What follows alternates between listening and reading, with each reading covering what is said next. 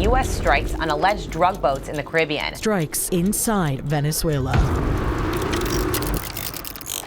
The White House claims the group is directly tied to the Maduro regime and is responsible for drug trafficking into the U.S. Killing the citizens of another nation who are civilians without any due process is called a war crime. And then J.D. Vance responded, quote, "I don't give a shit what you call it." What is this? Is this an effort to try to topple the Maduro government there? This is war with Venezuela. We are at war with Venezuela. We wrote that sentence back in early December, and we added this sentence in early January, because now Maduro's been kidnapped and war is as official as it ever gets with the U.S. The breaking news this morning. Nicolas Maduro and his wife have been captured in Venezuela. And it was an assault like people have not seen since World War II. When we started on this video, boats had been bombed, B-52s were circling the Venezuelan coast, and the CIA had just gotten the go-ahead to do CIA things. War was happening. No congressional declaration needed. Everything in the background. Now, things are a bit more explicit. When we first started on this video, Venezuela wasn't in the news as much, and poll after poll showed that the vast majority of Americans didn't want a war and didn't even see the point of trying to depose Maduro. As far as manufactured consent goes, man, those manufacturing jobs, they really are gone. The justification from the Trump team was that Maduro is a drug runner for a foreign terrorist cartel. But even CNN had a hard time getting that out. At time of last-second editing, that narrative isn't just a matter of popular opinion, it's now making its way through the American judicial system, and you know more than I do how well that's worked out. This isn't the topic of the video, but just consider how fast the face of this war went from war crimes in the Caribbean to full-scale regime change in just a few short weeks of our production cycle. Is this war a distraction from the Epstein files? Is it geopolitical theater adding heat to a cooling trade war? Is it pure Red Scare, war on drugs, reheated Bush nachos? Probably, yes, some or all of that. Regardless, most Americans don't want this war. But Washington certainly does.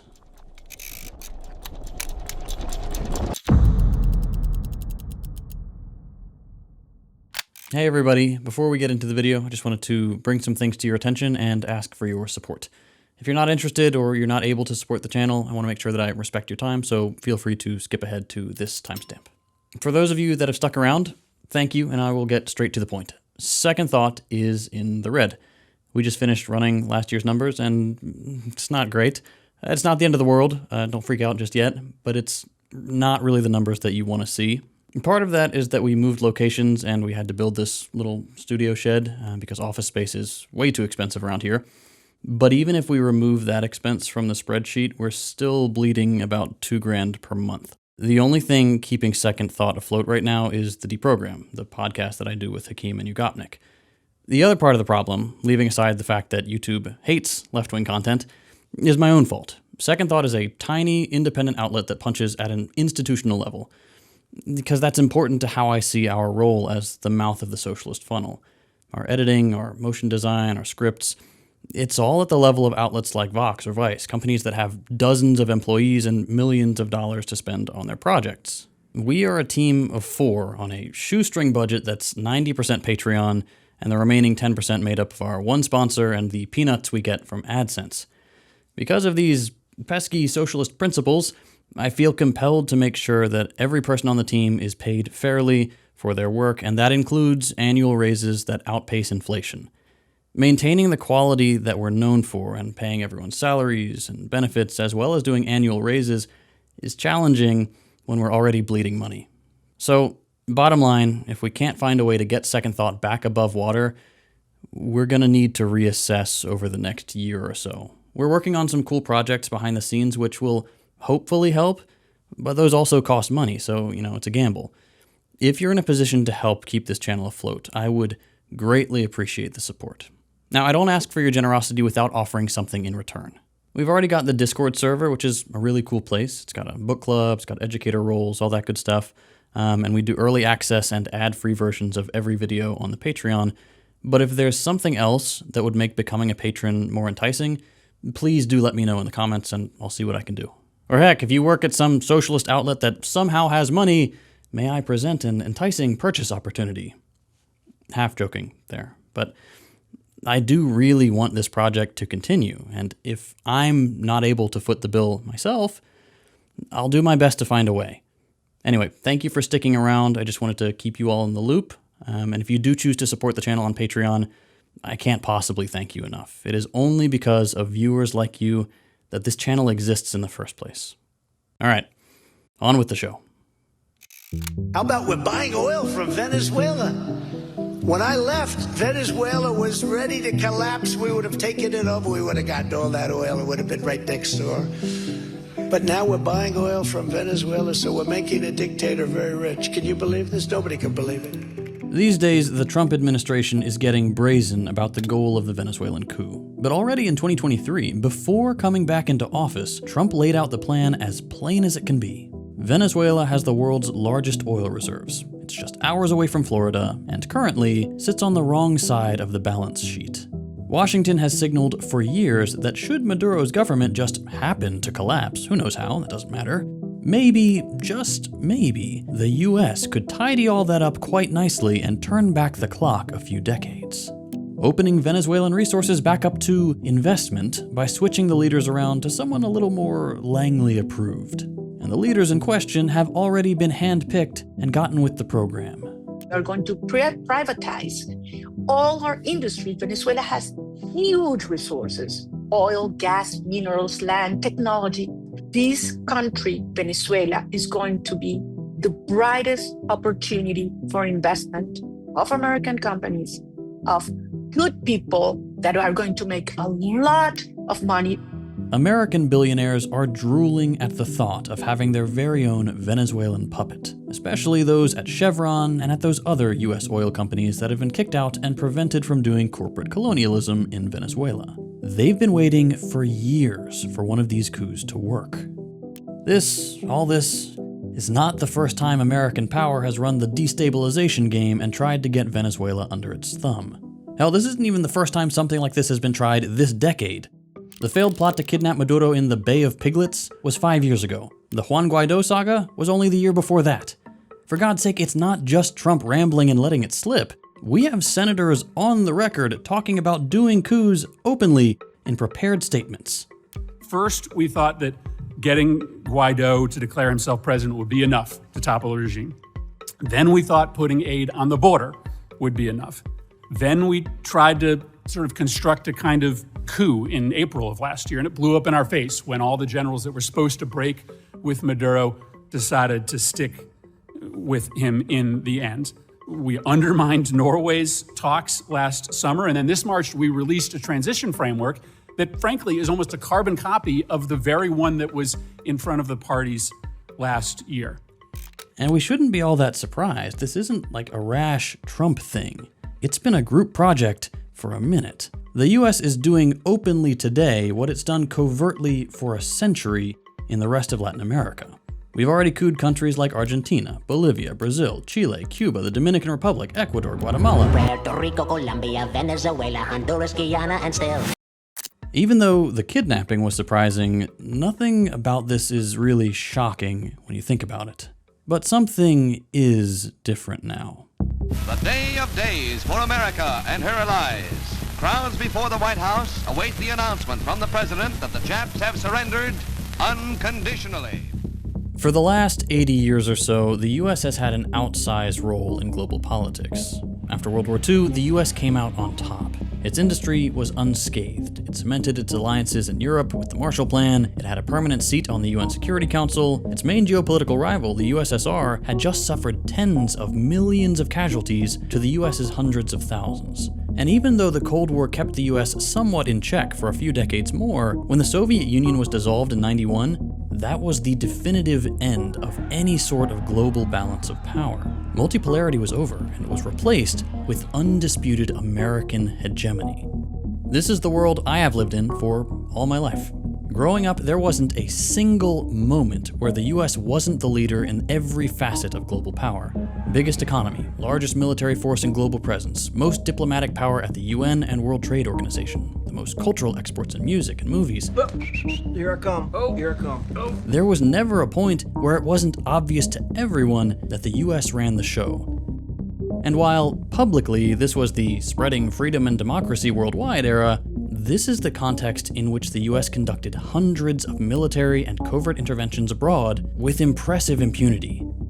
That was the power of hegemony. For years, through violence, infiltration, intimidation, sanctions, and if they absolutely had to, diplomacy, the US built a world where no country could or would displace it from its #1 spot. But like I said, things are different now. Even in mainstream outlets, even in the Financial Times, hegemony has been declared dead.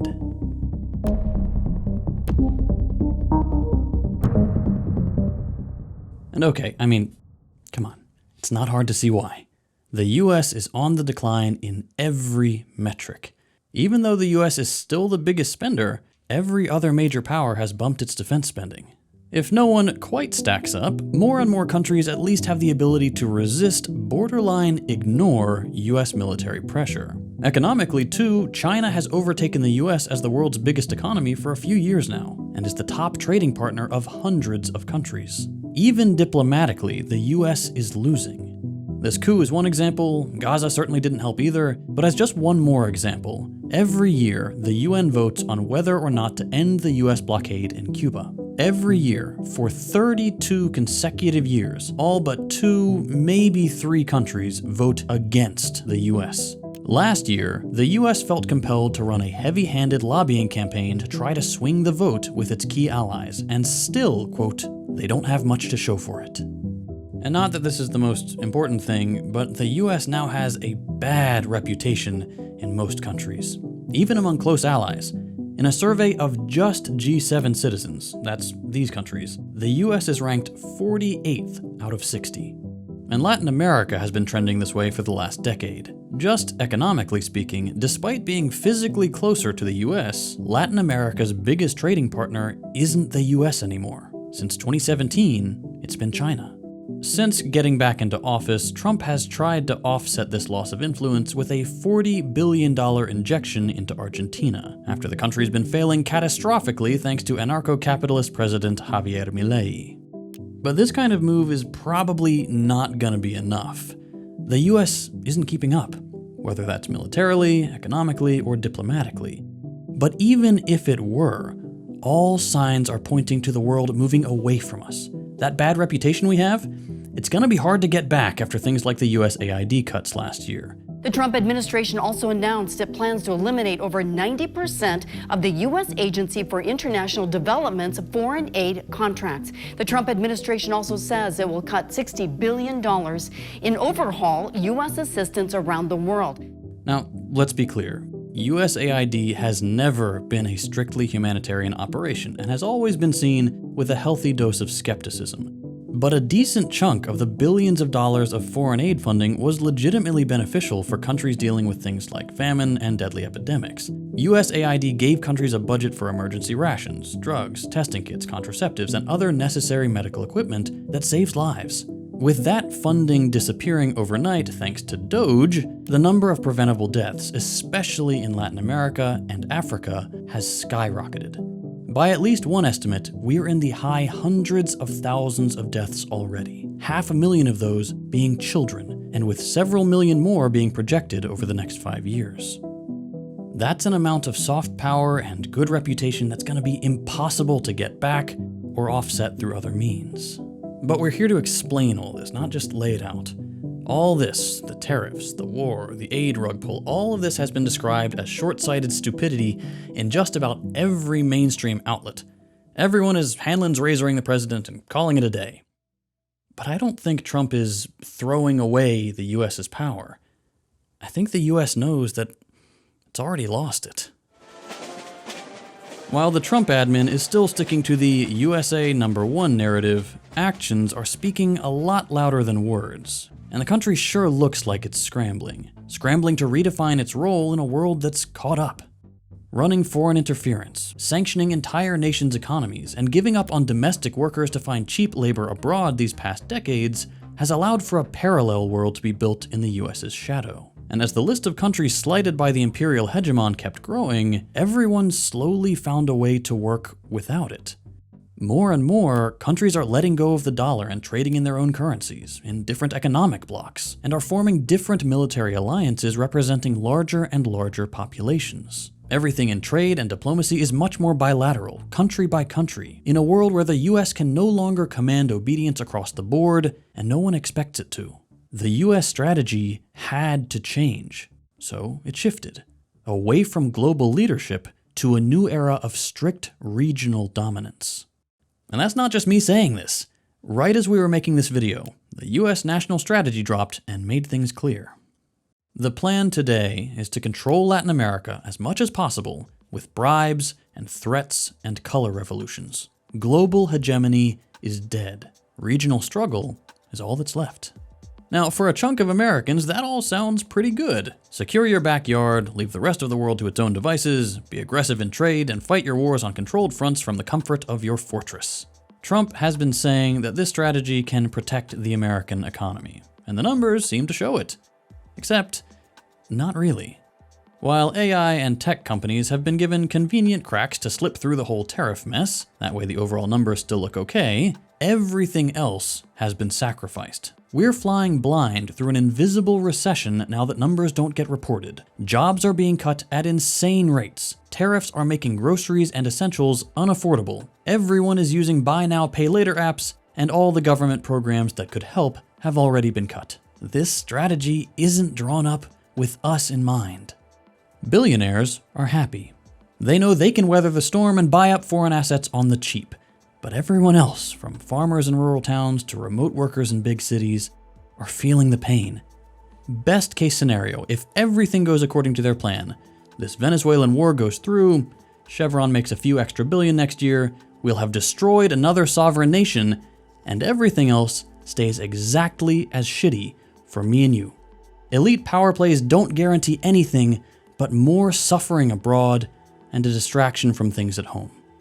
So hold on tight, because unless we can make a big change soon, these next few years are only going to get worse.